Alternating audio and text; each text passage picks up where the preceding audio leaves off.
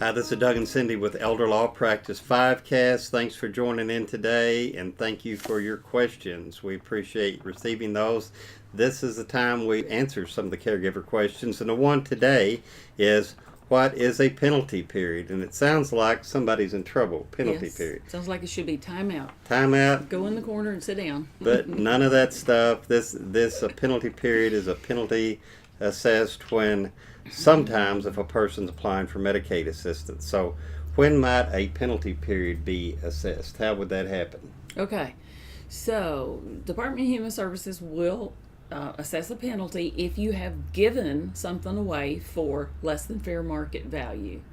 They consider it a gift, and they want to penalize you for that because you could have taken that asset or the money from the sale of the asset and used it to pay for your long-term care. So here's a good example. Grandma gives Susie $10,000 for a down payment for a car, and she did this 3.5 years ago.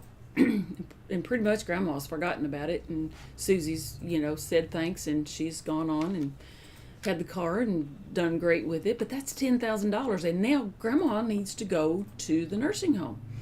So in doing the research, we find out that in the bank statements it shows a $10,000 check to Susie, and we say, okay, well, what could that be for? And Grandma says, oh, well, it says a note down there, gift for buying a car. So that's $10,000. And Grandma's in a nursing home, and then we asked Susie, and it's been so long ago, she's forgotten about it. But it happened, $10,000 gift. So how will DHS look at this? So DHS is going to say, well, because you made that gift, we're going to impose a penalty.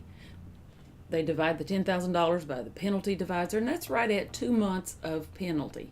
So, which means that's a period of time that if Grandma's otherwise spent down and otherwise qualified to receive Medicaid assistance and Medicaid payments would have began this month, well then DHS is going to kick the can out 2 more months or however long the penalty period is and say, well, Grandma, you're not going to receive Medicaid assistance during those 2 months or 3 months or whatever the penalty period is. Now, this raises an interesting question. So Grandma by that point in time has spent down all of her money, so she's out of money, so she can't pay her nursing home bills. The kids are not obligated to pay Grandma's nursing home expenses, and the state's saying, Grandma, we're not going to pay your Medicaid expenses for 2 more months or 3 more months or however long the penalty period is. So who's going to pay? State's not going to pay, kids don't have to pay, Grandma can't pay. Who's going to pay? Susie. Susie, maybe? You think the nursing home will let Grandma live there for free? No, they probably won't. No. So sometimes this creates what we call a gap in coverage. It's like Grandma spent her money down and there's a gap here. It's going to be a period of time before Medicaid starts paying. And there can be an issue there that sends the family scrambling. Maybe Grandma's able to go home for a couple of months and live with the family for a couple of months until this penalty period is up. Maybe not. Maybe her health. She's in a nursing home now. Her health's probably declined to the point where she needs a nursing home level of care. Yeah.